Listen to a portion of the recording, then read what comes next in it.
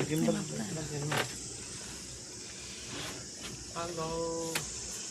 Good morning. ಸರಿ, good morning Anika. Good morning friends. ಇದು ಹೊನ್ನಾವರದಲ್ಲಿ ನಮ್ಮ ಸೆಕೆಂಡ್ ಡೇ. ಈಗ ಹೋಗ್ತಾ ಇದ್ದೀವಿ ಬೋಟಲ್ಲಿ. Point, lotus point. Okay, Kerala point. ಸರಿ ಫ್ರೆಂಡ್ಸ್, ಸ್ಟಾರ್ಟ್ ಮಾಡ್ಕೊಳ್ಳೋಣ. ಮೂವ್ ಆಗ್ತಾ ಇದೆ, ನೋಡ್ತಾ ಇದ್ದೀರಲ್ವಾ.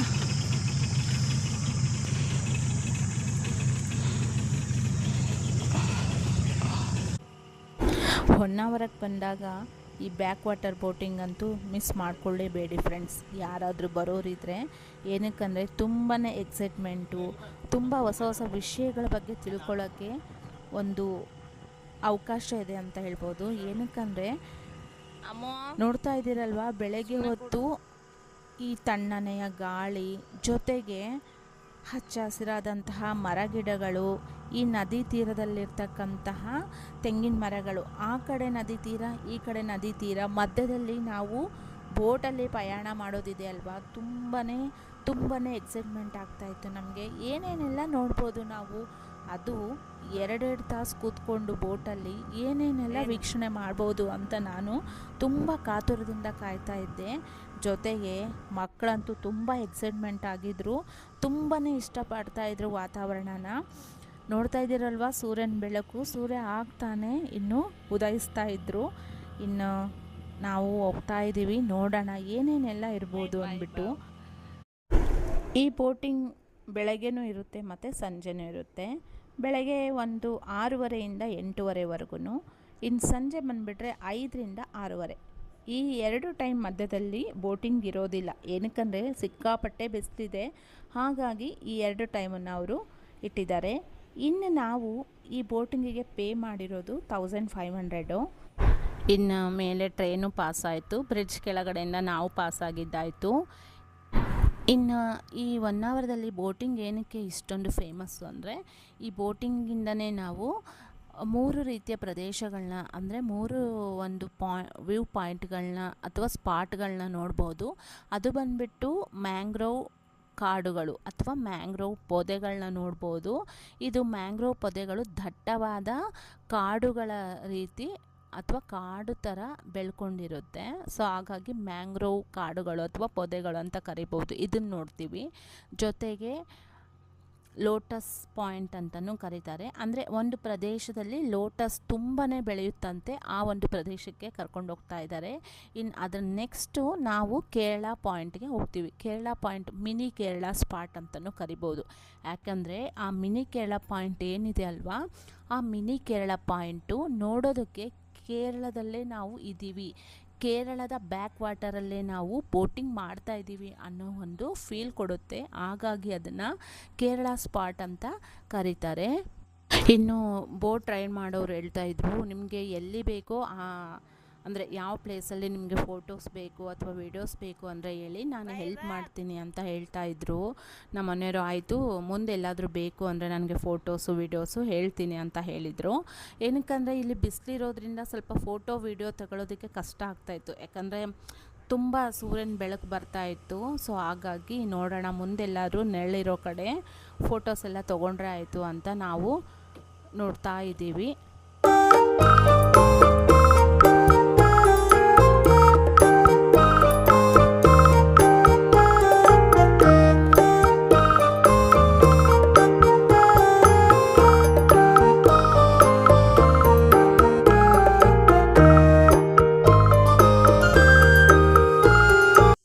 ಇನ್ನು ಇದು ಬಂದುಬಿಟ್ಟು ಲೋಟಸ್ ಪಾಯಿಂಟ್ ಅಂದ್ಬಿಟ್ಟು. ಲೋಟಸ್ ಪಾಯಿಂಟ್ ಅಂದರೆ ಇಲ್ಲಿ ಹೂಗಳಿನ್ನೂ ಬಿಟ್ಟಿರಲಿಲ್ಲ ಫ್ರೆಂಡ್ಸ್, ಯಾವುದೇ ಕಮಲಗಳು ಇರಲಿಲ್ಲ, ಜಸ್ಟ್ ಸಸ್ಯಗಳು ಮಾತ್ರ ಇತ್ತು. ಹೂಗಳೆಲ್ಲ ಡಿಸೆಂಬರ್ ಮಂತಲ್ಲಿ ತುಂಬಾ ಇರುತ್ತೆ, ನೋಡೋದಕ್ಕೂ ತುಂಬ ಚೆನ್ನಾಗಿರುತ್ತೆ ಅಂತ ಹೇಳ್ತಾಯಿದ್ರು. ಇನ್ನು ನೆಕ್ಸ್ಟು ನಾವು ಬಂದಿದ್ದೀವಿ ಕೇರಳ ಸ್ಪಾಟ್ಗೆ. ಇಲ್ಲಿ ಶಾಪ್ಗಳಿತ್ತು, ಸೊ ಹಾಗೆ ನಿಲ್ಲಿಸ್ಬಿಟ್ಟು ನದಿ ತೀರಕ್ಕೆ ಬೋಟನ್ನು ನಾವು ಕಾಫಿ ಏನಾದರೂ ಕುಡ್ಕೊಳ್ಳೋಣ ಅಂದ್ಬಿಟ್ಟು ಸ್ಟಾಪ್ ಮಾಡಿದ್ವಿ.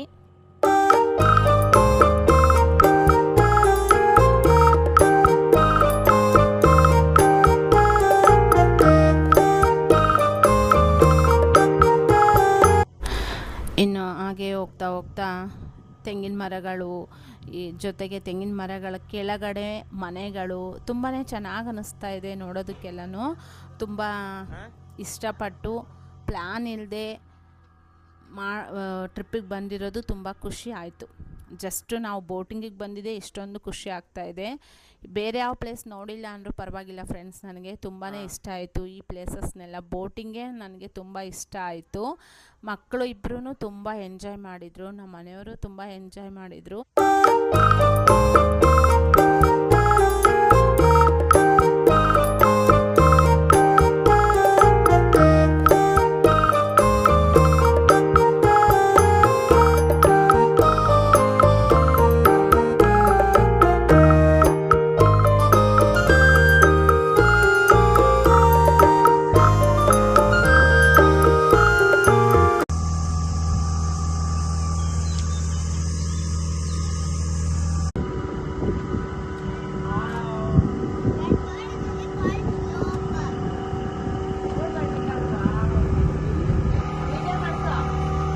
ಮೋಸ್ಟ್ಲಿ ಯಾವ ಕೂಡ ರೂಮ್ಸ್ ಇರ್ತದೆ. ಇನ್ನು ನಾವು ಹೋಮ್ ಸ್ಟೇಗೆ ಹತ್ರದಲ್ಲೇ ಇದ್ದೀವಿ. ಇನ್ನೇನು ಬೋಟಿಂದ ಕೆಳಗಡೆ ಇಳಿದು ಬ್ರೇಕ್ಫಾಸ್ಟ್ ಮಾಡಿಕೊಂಡು ನೆಕ್ಸ್ಟ್ ಎಲ್ಲಿ ಹೋಗಬೇಕು, ಎಲ್ಲಿ ಹೋಗ್ತಾ ಇದ್ದೀವಿ ಅನ್ನೋದನ್ನು ನಿಮ್ಮ ಜೊತೆ ಶೇರ್ ಮಾಡ್ಕೊಳ್ತೀನಿ, ನೋಡ್ತಾ ಇದ್ದೀನಿ ಫ್ರೆಂಡ್ಸ್. ಬ್ರೇಕ್ಫಾಸ್ಟ್ ಎಲ್ಲ ಮುಗಿಸ್ಕೊಂಡು ನಾವು ಶರಾವತಿಯ ಕಾಂಡ್ಲಾ ನಡಿಗೆ ಅಥವಾ ಶರಾವತಿ ಮ್ಯಾಂಗ್ರೋವ್ ಕಾಂಡ್ಲಾ ಬೋರ್ಡ್ ವಾಕ್ ಅಂತ ಹೇಳ್ಬೋದು. ಸೊ ಅಲ್ಲಿಗೆ ಬಂದಿದ್ದೀವಿ, ನೋಡೋಣ ಹೇಗಿದೆ ಏನು ಎತ್ತ ಅನ್ನೋದನ್ನು. ಈಗ ನಾವು ಇಲ್ಲಿ ಬೋರ್ಡ್ಗಳೆಲ್ಲ ಕೊಟ್ಟಿದ್ದಾರೆ, ಯಾವ್ಯಾವ ಥರದ ಪಕ್ಷಿಗಳಿರುತ್ತೆ, ಯಾವ್ಯಾವ ಥರದ್ದು ಜಲಚರಗಳಿರ್ತವೆ ಈ ಒಂದು ಮ್ಯಾಂಗ್ರೋವ್ ಅರಣ್ಯದಲ್ಲಿ ಅಂದ್ಬಿಟ್ಟು. ಸೊ ನೋಡೋಣ, ಇದೆಲ್ಲನೂ ಕಾಣಿಸುತ್ತೋ ಇಲ್ಲೋ ಗೊತ್ತಿಲ್ಲ. ಏನಕ್ಕಂದರೆ ನೀರಿಲ್ಲ ಫ್ರೆಂಡ್ಸ್ ಇಲ್ಲೆಲ್ಲೂ. ಏನಕ್ಕೆ ಮೇನ್ ರೀಸನ್ನು ಬಿಸಿಲುಗಾಲ ಆಗಿರೋದ್ರಿಂದ ಈ ವರ್ಷ ತುಂಬಾ ಬಿಸಿಲಿದೆ ಎಲ್ಲ ಕಡೆನೂ. ಆದರೂ ಇನ್ನೊಂದೇನು ಅಂದರೆ ಈ ಮ್ಯಾಂಗ್ರೋವ್ ಟ್ರೀಗಳು ಅಥವಾ ಮ್ಯಾಂಗ್ರೋವ್ ಅರಣ್ಯ ಉಷ್ಣಾಂಶ ಇರೋ ಕಡೆನೇ ಜಾಸ್ತಿ ಇರುತ್ತೆ, ಜಾಸ್ತಿ ಬೆಳೆಯುತ್ತೆ ಅಂತ ಹೇಳ್ತಾರೆ. ಹಾಗಾಗಿ ಇದನ್ನು ಒಂದು ಕಾಡು ಥರ ನಿರ್ಮಿಸಿ ಈ ರೀತಿ ಬೋರ್ಡ್ ವಾಕ್ ಮಾಡಿದ್ದಾರೆ. ಮತ್ತು ಟೂರಿಸ್ಟ್ಗಳಿಗೆ ಆಕರ್ಷಣೀಯ ಸ್ಥಳ ಅಂತಲೂ ಹೇಳ್ಬೋದು. ಸೊ ಹೋಗೋಣ, ಸಿಕ್ಕಾಪಟ್ಟೆ ಬಿಸಿಲಿತ್ತು. ಸೊ ನಾವು ಬಂದಿದ್ದು ಒಂದು 11:30 ಸುಮಾರು. ಇದು 1 ಅವರ್ದಿಂದ ಒಂದು 3 ಕಿಲೋಮೀಟ್ರು ದೂರದಲ್ಲಿದೆ. ಸೊ ಬಂದಿದ್ದೀವಿ, ನೋಡ್ಕೊಂಡು ಹೋಗೋಣ. ಎಲ್ಲ ಕಡೆ ನೋಡ್ತಾ ಇದ್ದೀವಿ ಯಾವುದಾದ್ರೂ ಪಕ್ಷಿ ಕಾಣಿಸುತ್ತೋ ಅಥವಾ ಯಾವುದಾದ್ರೂ ಜಲಚರಗಳು ಕಾಣಿಸುತ್ತೋ ಅಂತ. ಬಟ್ ಮೇನಾಗಿ ನೀರಿಲ್ಲ ಅಲ್ವಾ. ಸೊ ನೋಡೋಣ, ಸಿಕ್ಕರೆ ನಿಮ್ಮ ಜೊತೆ ಶೇರ್ ಮಾಡ್ಕೊಳ್ತೀನಿ. ಸರಿ ಫ್ರೆಂಡ್ಸ್, ಬನ್ನಿ ಹೋಗೋಣ.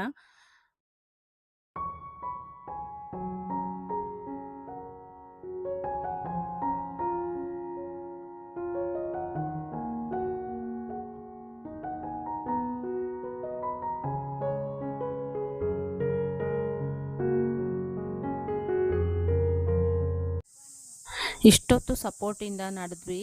ಈಗ ಸಪೋರ್ಟ್ ಇಲ್ಲದೇ ಬೋರ್ಡ್ ವಾಕ್ ಮಾಡೋದಿದೆ ಅಲ್ವಾ, ತುಂಬಾ ಕಷ್ಟ. ಸೊ ಭಯ ಪಟ್ಕೊಂಡು ಹಾಗೆ ಬೋರ್ಡ್ ವಾಕ್ ಮಾಡಿಕೊಂಡು ಹೋಗ್ತಾ ಇದ್ದೀವಿ. ಬಿಸಿಲು ಸಿಕ್ಕಾಪಟ್ಟೆ ಇತ್ತು, ಪರವಾಗಿಲ್ಲ ಹೋಗೋಣ ಅಂದ್ಬಿಟ್ಟು ಹೋಗ್ತಾ ಇದ್ದೀವಿ. ಅಲ್ಲಿಗೂ ನಾವು ಎಲ್ಲಾದರೂ ಬರ್ಡ್ಸ್ ಏನಾದರೂ ಸಿಗುತ್ತಾ ಅಂತ ನೋಡ್ತಾ ಇದ್ದೀವಿ, ಎಲ್ಲೂ ಸಿಗ್ತಾನೆ ಇಲ್ಲ. ಮೇನಾಗಿ ನೀರಿಲ್ಲ ಅಲ್ವಾ, ಹಾಗಾಗಿ. ಸರಿ ಫ್ರೆಂಡ್ಸ್, ಈಗ ನೆಕ್ಸ್ಟು ಬೇರೊಂದು ಪ್ಲೇಸ್ಗೆ ಹೋಗಬೇಕು, ನೋಡೋಣ. ಇಲ್ಲಿ ಬೋಟಿಂಗು ಇರುತ್ತೆ, ಬಟ್ ನೀರು ಕಡಿಮೆ ಇರೋದ್ರಿಂದ ಬೋಟಿಂಗ್ ಈಗ ಸ್ಟಾಪ್ ಮಾಡಿದ್ದಾರೆ ಅಂತ ಹೇಳ್ತಾಯಿದ್ರು. ಇನ್ನು ನೆಕ್ಸ್ಟು ಯಾವ ಪ್ಲೇಸ್ಗೆ ಹೋಗ್ತೀವಿ ಏನು ಎತ್ತ ಅನ್ನೋದನ್ನು ನಿಮ್ಮ ಜೊತೆ ಶೇರ್ ಮಾಡ್ಕೊಳ್ತೀನಿ. ಇವತ್ತು ಇನ್ನೊಂದು ಪ್ಲೇಸ್ನ ನಾವು ಕವರ್ ಮಾಡೋದಿದೆ. ಆ ಒಂದು ಪ್ಲೇಸು ಇವತ್ತು ನೋಡಿಬಿಟ್ರೆ ಇನ್ನು ನೆಕ್ಸ್ಟು ನಾಳೆ ಬೀಚ್ಗೆ ಅಲ್ಲೆಲ್ಲಾದರೂ ಹೋಗ್ಬೋದು. ಇನ್ನು ಬೋರ್ಡ್ ವಾಕ್ ಎಲ್ಲ ಕಂಪ್ಲೀಟ್ ಮಾಡಿ ಇಲ್ಲೇ ಮಿರ್ಜಾನ್ ಫೋರ್ಟ್ ಅಂತಿದೆ ಫ್ರೆಂಡ್ಸ್, ಅಲ್ಲಿಗೆ ಬಂದಿದ್ದೀವಿ. ಸೊ ಇದು ಬಂದುಬಿಟ್ಟು ಉತ್ತರ ಕನ್ನಡ ಜಿಲ್ಲೆಯ ಕುಮಟಾ ತಾಲೂಕಿನ ಮಿರ್ಜಾನ್ ಅನ್ನೋ ಗ್ರಾಮದಲ್ಲಿ ಈ ಮಿರ್ಜಾನ್ ಕೋಟೆ ಇದೆ, ಅಥವಾ ಮಿರ್ಜಾನ್ ಫೋರ್ಟ್ ಅಂತಲೂ ಕರಿಬೋದು.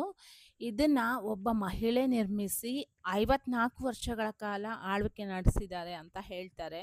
ಸೊ ಅದು ಯಾರು ಏನು ಹೇಳ್ತೀನಿ.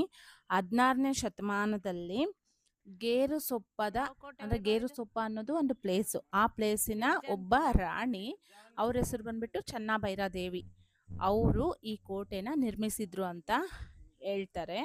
ಸೊ ಇಲ್ಲಿ ಅವರ ಕಾಲದಲ್ಲಿ ಅಂದರೆ ಏನು ಚೆನ್ನಭೈರಾದೇವಿ ಇದ್ರಲ್ವ, ಅವ್ರ ಕಾಲದಲ್ಲಿ ಈ ಕಾಳು ಮೆಣಸು ಅದ್ರದ್ದು ವ್ಯಾಪಾರ ತುಂಬ ಜೋರಾಗಿ ನಡೀತಾ ಇತ್ತಂತೆ. ಮತ್ತು ಕಾಳು ಮೆಣಸಿನ ವ್ಯಾಪಾರನೇ ಉತ್ತುಂಗದಲ್ಲಿತ್ತು. ಹಾಗಾಗಿ ಆ ರಾಣಿನ ಮೆಣಸಿನ ರಾಣಿ ಅಂತಲೂ ಕರೀತಾರೆ, ಪೆಪ್ಪರ್ ಕ್ವೀನ್ ಅಂತಲೂ ಕರಿತಾ ಇದ್ರಂತೆ. ಸೊ ಅವರು ಸರಿಸುಮಾರು 54 ವರ್ಷಗಳ ಕಾಲ ಆಳ್ವಿಕೆ ನಡೆಸಿ ಈ ಒಂದು ಕೋಟೆಯಲ್ಲಿ ವಾಸವಾಗಿದ್ರು ಅನ್ನೋದನ್ನು ನಾವು ಇತಿಹಾಸದಿಂದ ತಿಳ್ಕೊಬೋದು. ಸರಿ ಫ್ರೆಂಡ್ಸ್, ಈಗ ನೋಡೋಣ ಬನ್ನಿ ಕೋಟೆ ಯಾವ ರೀತಿ ಇದೆ ಏನು ಎತ್ತ ಅನ್ನೋದನ್ನು. ನಾವು ಯಾವುದಾದ್ರೂ ಈ ಥರ ಐತಿಹಾಸಿಕ ಪ್ಲೇಸಿಗೆ ಬಂದಾಗ ಸ್ವಲ್ಪ ಅದ್ರ ಬಗ್ಗೆ ತಿಳ್ಕೊಂಡು ನಮ್ಗೆ ಎಷ್ಟು ಗೊತ್ತಿದೆಯೋ ಅದನ್ನು ನಿಮ್ಮ ಜೊತೆ ಶೇರ್ ಮಾಡ್ಕೋಬೇಕು ಅನ್ನಿಸ್ತು, ಹಾಗಾಗಿ ನಿಮ್ಮ ಜೊತೆ ಶೇರ್ ಮಾಡಿಕೊಂಡೆ. ಇನ್ನು ನೋಡ್ತಾ ಇದ್ದೀರಲ್ವ, ಸಿಕ್ಕಾಪಟ್ಟೆ ಬಿಸಿಲಿತ್ತು. ಈ ಏನು ಕೋಟೆ ಇದೆ ಅಲ್ವಾ, ಈ ಕೋಟೆಯ ಸುಂದರವಾದಂತಹ ಒಂದು ನೋಟ ಬರೋದಕ್ಕೆ, ಅಥವಾ ಈ ಕೋಟೆನ ಎಷ್ಟು ಸುಂದರವಾಗಿ ನಿರ್ಮಿಸೋದಕ್ಕೆ ಮೇನಾಗಿ ಅಲ್ಲಿ ಬಳಸಿರುವಂತಹ ಕಲ್ಲುಗಳು, ಆ ಕಲ್ಲುಗಳು ಲ್ಯಾಟ್ರೈಟ್ ಅನ್ನೋ ಒಂದು ಕಲ್ಲುಗಳಂತೆ. ಸೊ ಅದನ್ನು ನಾನು ಸ್ವಲ್ಪ ಇನ್ಫಾರ್ಮೇಷನ್ ತಿಳ್ಕೊಂಡಿದ್ದೆ, ಹಾಗಾಗಿ ನಿಮ್ಮ ಜೊತೆ ಶೇರ್ ಮಾಡ್ಕೊಳ್ತಾ ಇದ್ದೀನಿ. ಈ ಕೋಟೆಯಲ್ಲಿ ಕೆಲವೊಂದು ಕಡೆ ಡೋರೆಲ್ಲ ಮುಚ್ಚಿಬಿಟ್ಟಿದ್ರು. ಅಲ್ಲಿ ಏನಕ್ಕೆ ಡೋರ್ಗಳನ್ನ ಕ್ಲೋಸ್ ಮಾಡಿದ್ದಾರೆ ಅಂತ ರೀಸನ್ ಗೊತ್ತಾಗಲಿಲ್ಲ. ರೀಸನ್ ಏನೇ ಇರ್ಬೋದು, ನಾವು ಕೇಳೋದಕ್ಕೆ ಸಾಧ್ಯ ಆಗೋದಿಲ್ಲ. ಸೊ ಎಷ್ಟು ನಮಗೆ ನೋಡೋದಕ್ಕೆ ಅನುಕೂಲ ಇದೆಯೋ ಅಷ್ಟನ್ನು ಮಾತ್ರ ನೋಡ್ಕೊಂಡು ಹೋಗೋಣ ಅಂದ್ಬಿಟ್ಟು ಇನ್ನು ಈ ಕಡೆ ಬಂದ್ವಿ. ಇಲ್ಲಿ ದೊಡ್ಡದಾದ ಬಾವಿ ಇತ್ತು. ಬಾವಿ ಮಾತ್ರ ಸಿಕ್ಕಾಪಟ್ಟೆ ಆಳವಾಗಿದೆ. ತುಂಬ ಆಳ ಅಂದರೆ ಇಷ್ಟು ದೊಡ್ಡ ಬಾವಿ ನಾನು ಎಲ್ಲೂ ನೋಡಿಲ್ಲ ಫ್ರೆಂಡ್ಸ್. ಸಿಕ್ಕಾಪಟ್ಟೆ ದೊಡ್ಡದಾಗಿದೆ. ಅದೇ ಮೇಲೆ ಕ್ಲೋಸ್ ಮಾಡಿದ್ದಾರೆ. ಇನ್ನು ನೆಕ್ಸ್ಟು ಬಿಸಿಲು ಸಿಕ್ಕಾಪಟ್ಟೆ ಇರೋದ್ರಿಂದ ನೀರಡಿಕೆ ತುಂಬ ಇತ್ತು. ಫ್ರೆಂಡ್ಸ್ ನೋಡಿದ್ರಲ್ವಾ, ಇವತ್ತಿನ ಈ ದಿನ ಈ ರೀತಿ ಆಗಿತ್ತು ಹೊನ್ನಾವರದಲ್ಲಿ. ಇನ್ನು ಇದು ಬಂದುಬಿಟ್ಟು ಹೊನ್ನಾವರದಿಂದ 32 ಕಿಲೋಮೀಟರ್ ಆಗುತ್ತೆ. ಇದೊಂದು ಇನ್ಫಾರ್ಮೇಷನ್ ನಿಮಗೆ ಕೊಟ್ಟಿರಲಿಲ್ಲ. ಇನ್ನು ನೆಕ್ಸ್ಟ್ ನಾಳೆ ಎಲ್ಲಿ ಹೋಗ್ತೀವಿ ಏನು ಎತ್ತ ಅನ್ನೋದನ್ನು ನಿಮ್ಮ ಜೊತೆ ಶೇರ್ ಮಾಡ್ಕೊಳ್ತೀನಿ. ಅಲ್ಲಿವರೆಗೂ ನೋಡ್ತಾ ಇರಿ. ದಯವಿಟ್ಟು ಚಾನಲನ್ನು ಸಬ್ಸ್ಕ್ರೈಬ್ ಮಾಡಿಕೊಂಡು ಹೇಗನ್ನಿಸ್ತು ಅನ್ನೋದನ್ನು ಕಮೆಂಟ್ ಮಾಡಿ friends. Thank you for watching.